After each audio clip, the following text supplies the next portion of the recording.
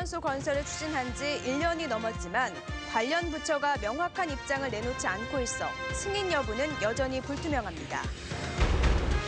포항시가 공공 빅데이터 확산 사업 대상지로 선정돼 내년부터 교통과 관광 행정에 획기적인 변화가 예상됩니다.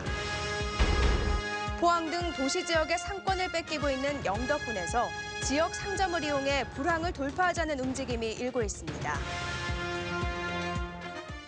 여러분 안녕하십니까? 포스코가 화력발전소 건설을 추진한 지 1년이 넘었지만 여전히 찬반 논란이 이어지고 있습니다. 포스코는 관련 법의 예외 규정 적용을 요청했지만 환경부는 명확한 입장을 내놓지 않고 있어 승인 여부는 불투명합니다. 임재국 기자가 보도합니다. 포스코는 지난해 5월 1조 원대 규모의 화력발전소 건설 계획을 공식 발표했습니다. 매년 커지는 전력 비용 부담 때문에 오는 2022년까지 화력발전소를 건립해 자가 발전 비율을 현재 46%에서 80%까지 끌어올려 경쟁력을 높일 수 있다는 겁니다. 하지만 환경부는 대기환경보전법상 포항은 청정연료 사용 지역이어서 석탄 화력발전소는 어렵다는 입장을 보였고 포스코는 청정연료 사용에 대한 예외 규정 적용을 환경부에 요구했습니다. 환경부는 현재 예외 규정에 대해 법제처의 법적 요건 해당 여부를 질의했고 포스코의 오염물질 저감 대책 등 환경성 검토를 하고 있습니다. 산업통상자원부는 오는 2030년까지 온실가스를 37% 줄이고 전력수급 계획에 석탄 화력 비중을 줄인다는 방침을 내세워 부정적인 입장입니다. 찬반 논란도 이어지고 있습니다. 포항투자촉진위원회는 환경부 등의 규제 완화를 촉구하는 청원서와 시민 33만 명의 서명부를 전달했고 김관용 경상북도지사는 최근 정부의 화력발전소 건립 필요성을 건의했습니다. 정말 암담한 포항 경제 현실과 돌파구를 생각할 때에 하루속히 확답을 주어야 되고 이런 대답이 없이 계속 갈 때에는 포항 시민들의 뜻을 모아서 목소리를 높여야 된다고 생각을 합니다. 환경단체들은 석탄 화력발전소는 세계적인 추세에도 맞지 않고 주민 환경권을 무시한 것이라며 계획 철회를 촉구하고 있습니다. 온실가스 감축을 해야 하는 정부 입장에서도 상당히 석탄화력은 부정적입니다. 그런 마당에 시민의 대표로 뽑힌 도지사나 국회의원이 나서서 석탄화력을 두둔하면서 기업의 입장을 대변하듯이 시민의 건강이나 환경을 신경 쓰지 않은 행동은 상당히 문제가 있다고 생각합니다. 포스코가 화력발전소 건립을 추진한 지 1년이 넘었습니다. 찬반 논란 속에 정부가 명확한 입장을 내놓지 않고 있어 추진 여부도 사실상 불투명합니다. MBC 뉴스 임재욱입니다.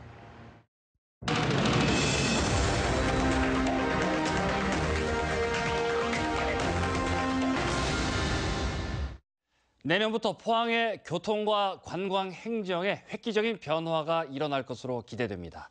휴대전화 가입자들의 위치 정보 같은 방대한 양의 빅데이터를 분석해 정책에 반영하기 때문인데요. 어떤 변화가 생길지 이규설 기자가 집중 취재했습니다. 부산 해운대에서 불꽃축제가 열리면 부산에 머무는 인구는 417만 명으로 평소보다 85만 명이 늘어납니다. 해운대 해수욕장은 20, 30대 젊은 층과 남성이 즐겨 찾고 광안리 해수욕장은 중장년층 비율이 높습니다. 부산시는 2년 전부터 휴대전화 위치 정보와 카드 사용 정보, 즉 빅데이터를 이용해 성별과 나이는 물론 어디서 왔는지, 얼마나 머무는지, 무엇을 사는지를 세밀하게 분석해 마케팅에 활용합니다. 반면 포항시는 지난해 여름 불빛축제 기간 동안 103만 명이 왔다고 발표했지만 공무원이 눈으로 보고 짐작한 눈대중 숫자일 뿐 현실과는 거리가 있습니다. 하지만 이제 포항이 달라집니다. 포항시가 제주도, 김해시와 함께 공공 빅데이터 확산 사업 대상지로 선정돼 내년부터 관광 활성화와 교통, CCTV 취약지 분석에 빅데이터 정보를 적극 활용할 수 있게 됐습니다. 시간대별로, 지역대별로, 또 나이대별로, 연령대별로 그런 분석이 있고 또 하나는 제일 중요한 게 이제 스마트폰, 휴대전화 사용 자료가 굉장히 또 중요합니다.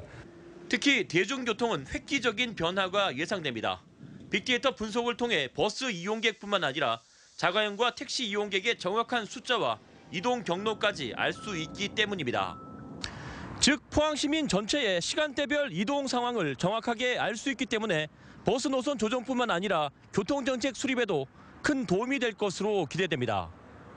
또 호미곶 해맞이 축제와 포항 불빛 축제의 방문객, 주말에 포항 지역 펜션을 찾은 관광객 숫자와 소비 패턴도 정확하게 분석할 수 있습니다.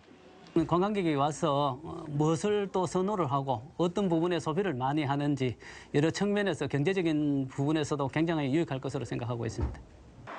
서울시는 빅데이터 분석을 통해 심야 올빼미 버스 노선을 조정했고 부산시는 방범용 CCTV 위치를 옮겨 시민들에게 박수를 받았습니다. 빅데이터 분석이 포항에서 어떤 위력을 발휘할지 기대가 큽니다. MBC 뉴스 이규설입니다. 지난 나흘간의 황금 연휴가 관광 경기 활성화에 기여한 것으로 분석됐습니다. 연휴 나흘간 포항 크루즈 이용객은 7,300여 명으로 유람선을 타기 위해 매일 줄을 설 정도였고 KTX 이용객도 거의 만석일 정도인 하루 7천여 명이 왕래했습니다. 포항 대구 간 고속도로 이용 차량도 대구 방면은 지난 6일 2만 4천여 대, 포항 방면은 어제 2만 3천여 대에 이르는 등 명절 기간의 통행량을 보였습니다. 포항 시립미술관의 지난 5일 관람객도 7천여 명으로 개관 이후 최다를 기록하는 등 나흘간의 연휴가 관광 경기 활성화에 톡톡히 기여한 것으로 분석됐습니다. 영덕은 인구에 이어 상권도 포항의 위성도시와 같은 지역이 돼가고 있는데요. 주민들 스스로가 지역 상권을 이용해 불황을 돌파하자는 움직임이 일고 있습니다. 김기영 기자가 보도합니다. 영덕의 상공인 등 300여 명이 지역 상권 애용을 호소하고 있습니다. 횟집이나 대게상가 등 관광업종은 규모가 커진 반면에 의류나 잡화 등 군민을 상대로 한 업종은 침체가 가속화되고 있습니다. 포항의 상권을 뺏긴 것이 큰 원인입니다. 외지에서 여기 포항하고 거리가 많이 멀지 않거든요. 그렇기 때문에 저희가 전반적으로 좀 어렵긴 해요. 영해 만세시장과 더불어 영덕 상권의 한 축인 영덕 5일장. 그나마 장날에는 읍내가 활기를 띠지만 안을 들여다보면 실속은 없습니다. 영덕 5일장에서 거래되는 농수산물조차도 대부분이 외지산입니다. 이 같은 위기의식에서 출발해 주민들이 지역 상권을 이용하도록 하기 위해서는 먼저 상인들이 변해야 한다는 목소리가 나오고 있습니다. 더욱더 친절해야 되고 또 가격도 이제 적정한 가격을 받아야 되고 당분도 다양화해야 되고. 영덕 상공인 연합회는 상인들에게 장사 잘하는 성공 사례를 교육하고 주민들에게는 월 1회 지역식당 이용하기와 고장 특산품으로 선물하기, 대중교통 이용하기 등 영덕군민 기살리기 캠페인을 대대적으로 전개하기로 했습니다. 영덕군도 공무원들이 지역에 거주하지 않아 상권 위축이 심해졌다는 눈총을 받지 않도록 소비 촉진에 솔선수범하기로 했습니다. 행정도 우리가 명절 때 이제 온누리 상품권을 구매해서 이렇게 하는 일회성에 그치지 않고 정말 구체적이고 또 이렇게 실천할 수 있도록 포항과 대구 등 외지 자본에 예속되지 않고 살아남으려는 영덕 상공인들의 몸부림이 시작됐습니다. MBC 뉴스 김기영입니다. 지난 2013년 1인당 지역 내 총생산 GRDP에서 대구가 1,815만 원으로 21년째 전국 꼴찌를 기록했고 경북은 3,252만 원으로 전국 16개 시도 가운데 4위를 기록했습니다. 통계청에 따르면 경북 지역 가운데 1인당 지역 내 총생산이 가장 높은 지역은 구미시로 6,710만 원이었고 영덕군이 1,617만 원으로 가장 낮았습니다. 한편 경북도 내 시군별 1인당 지역 내 총생산을 진위계수로 분석해 불균형 정도를 평가한 결과 지난 2005년 0.23에서 지난 2013년에는 0.18로 많이 개선됐습니다. 포스코와 동국제강 등 주요 철강업계의 영업이익이 개선돼 올해 철강 경기 상승세에 대한 기대감을 주고 있습니다. 포스코는 1분기 영업이익이 지난해 같은 기간에 비해 93.7% 늘어난 6,598억 원을 기록했고 동국제강은 영업이익 566억 원을 기록해 4분기 연속 흑자를 기록했습니다.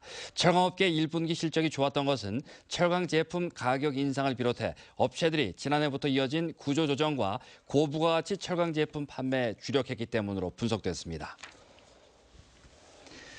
재정난으로 사실상 폐업 상태였던 경주 보문관광단지 내 콩코드 호텔이 부산의 건설업체인 유림 ENC에 매각됐습니다.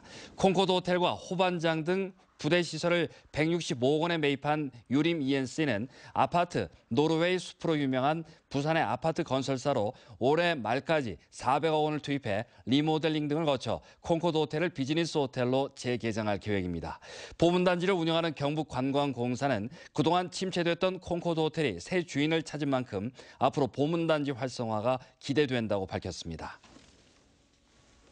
제54회 도민체전이 나흘간의 일정을 마치고 오늘 안동에서 폐막한 가운데 시부에서는 포항시가 8연패를, 군부에서는 칠곡군이 5연패를 달성했습니다. 포항시는 축구와 정구, 핸드볼 등에서 고른 성적을 기록해 라이벌인 구미시를 제치고 8연패에 이르렀고 경주시는 10개 시 가운데 5위를 차지했습니다. 13개 군이 경합한 군부에서는 칠곡군이 5연패를 했고 울진군이 2위, 영덕군이 6위에 이름을 올렸습니다.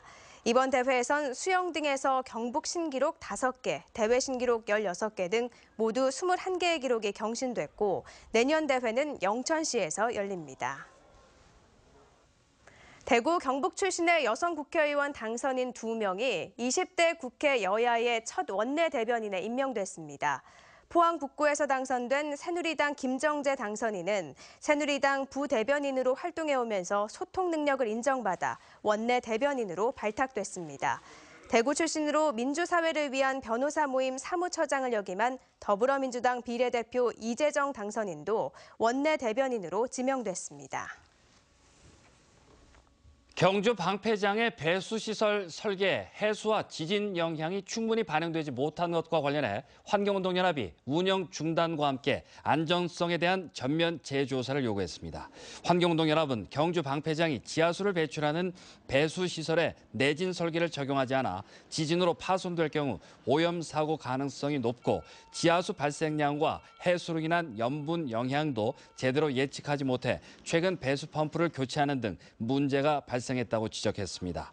이에 대해 한국원자력환경공단은 배수관이 지나는 통로에는 내진 설계가 적용돼 있고 염분에 의한 영향도 설계 당시 충분히 반영해 시공했다며 안전에는 문제가 없다고 해명했습니다. 한국수력원자력 한울원자력본부는 한울원전 2호기와 5호기 발전을 중지하고 각각 제20차와 제9차 계획 예방 정비에 들어갔습니다. 한울원전 2호기는 약 40일, 5호기는 약 67일간 원자력 안전법과 전기사업법에 따라 원전 연료 교체와 주요 개통 점검, 기기 정비 등을 합니다. 특히 2호기는 원자로 냉각제 펌프 회전체를 교체하고 5호기는 스위치 야드 용량을 개선합니다. 한편 오늘 오후 1시 54분 한울 4호기 스위치 야드 차단기가 열려 원자로 출력이 55%로 자동 간발에 운전되고 있는데 원전 측은 사고 원인을 파악하고 있습니다. 오늘은 화창한 봄 날씨를 보였는데요. 내일은 오전부터 비가 시작돼 늦은 오후에 그치겠고 기온도 오늘보다 낮겠습니다. 송혜림 기상캐스터입니다. 오늘은 야외 활동하기 참 좋았습니다. 덥지도 쌀쌀하지도 않은 날씨에 공기마저 깨끗한데요. 나쁨 수준이었던 미세먼지 농도도 보통 수준까지 내려왔습니다. 내일은 비 소식이 있겠습니다. 우리 지역은 오전부터 비가 시작돼 늦은 오후가 되면 대부분 그치겠는데요. 예상되는 비의 양도 5mm 안팎으로 적겠습니다. 비가 오면서 기온도 내려가겠습니다. 평년보다도 낮겠는데요. 내일 경주의 낮 최고 기온이 16도에 머물면서 오늘보다 8도가량 내려가겠고요. 포항도 16도로 4도 정도 낮겠습니다. 자세한 내일 날씨입니다. 경북 동해안 지역은 기압골의 영향으로 비가 오다가 점차 벗어나면서 그치겠습니다. 내일 아침 최저 기온은 울진이 12도, 포항과 경주 15도입니다. 낮 최고 기온 울진 14도, 영덕 15도, 포항과 경주 16도입니다. 울릉도와 독도 지역은 내일 흐리고 비가 오겠는데요. 내일 아침 기온 살펴보시면 울릉도가 13도, 독도 14도고요. 낮 최고 기온 울릉도와 독도 모두 15도입니다. 동해 전해상도 흐린 가운데 바다의 물결은 오전에 0.5에서 2m로 일다가 오후에는 1에서 3m까지 일겠습니다. 내일 비가 그친 뒤에는 완연한 봄 날씨가 이어지겠습니다. 날씨였습니다. 경주 경실련과 환경운동연합, 아이쿠 생협 등 경주 지역 7개 시민단체가 오늘 홈플러스 경주점 앞에서 옥시 제품 불매운동 기자회견을 개최했습니다. 이들 단체는 가습기 살균제 사용으로 239명이 숨지는 등 1,500명이 피해를 겪었고 이들 가운데 70%가 옥시 제품 피해자라며 옥시 제품 불매운동을 경주 지역에서도 펼쳐나가겠다고 밝혔습니다. 경주 시내버스 회사가 노조를 허위 사실 유포 등의 혐의로 고발한 사건에 대해 경주경찰서가 불기소 의견으로 검찰에 송치했습니다. 경찰은 노조가 공익 차원에서 저가 중국산 타이어 사용과 회계 서류 조작 등의 의혹을 제기한 점이 인정된다며 위법 혐의가 없다고 밝혔습니다. 또 노조가 주장한 회사 측의 이 같은 불법 경영 의혹에 대해서는 혐의를 입증할 만한 증거가 충분하지 않아 수사를 종결한다고 밝혔습니다. 포항해양경비안전소는 암컷 대게와 어린 대게 1,200여 마리를 잡은 혐의로 구룡포 선적 9.7톤급 자망어선의 선장 50살 박모 씨를 구속했습니다. 박 씨는 지난달 6일 구룡포 앞바다에서 암컷 대게와 어린 대게 700여 마리를 잡다 검거돼 조사를 받던 중 또다시 대게 400여 마리를 불법 포획했으며 그동안 무허가 통발어업을 해온 혐의도 추가로 받고 있습니다. 포항 스틸러스가 수비 형태를 4백에서 3백으로 변경한 이후 3경기에서 2승 1무를 기록하며 상승세를 타고 있습니다. 포항은 8라운드 제주전에서 처음으로 3백을 가동해 1대0 승리를 이끌었고 이어 우라와와 원정 무승부, 어제 서울과의 원정에서도 같은 전술로 3대1 승리를 이끌어내며 단숨에 리그 5위로 뛰어올랐습니다. 포항 최진철 감독은 손준호와 황지수 등 팀 내 미드필드 자원의 부상으로 어쩔 수 없이 3백 전술을 사용했는데 결과가 괜찮았다며 자신은 3백보다는 4백 전술을 더 선호한다고 말했습니다. 포항시는 오늘 대회의실에서 제13기 영일만 서포터즈 수료식을 갖고 60여 명을 배출했습니다. 이들은 일주일간 SNS 활용 방법과 포항시의 역사와 문화재 등 9개 과정을 교육받고 포항시정 홍보와 함께 각종 축제에 자원봉사자로 활동하게 됩니다.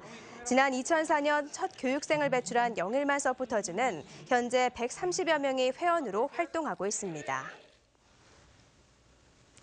경상북도는 동해안 어민들의 어업 활동을 위해 동해안 연안 5개 시군에 4,898헥타르의 어장을 추가로 승인했습니다. 마을 어업이 89건에 3,280여 헥타르로 가장 많았습니다. 이상으로 포항 MBC 뉴스데스크로 마치겠습니다. 여러분 고맙습니다.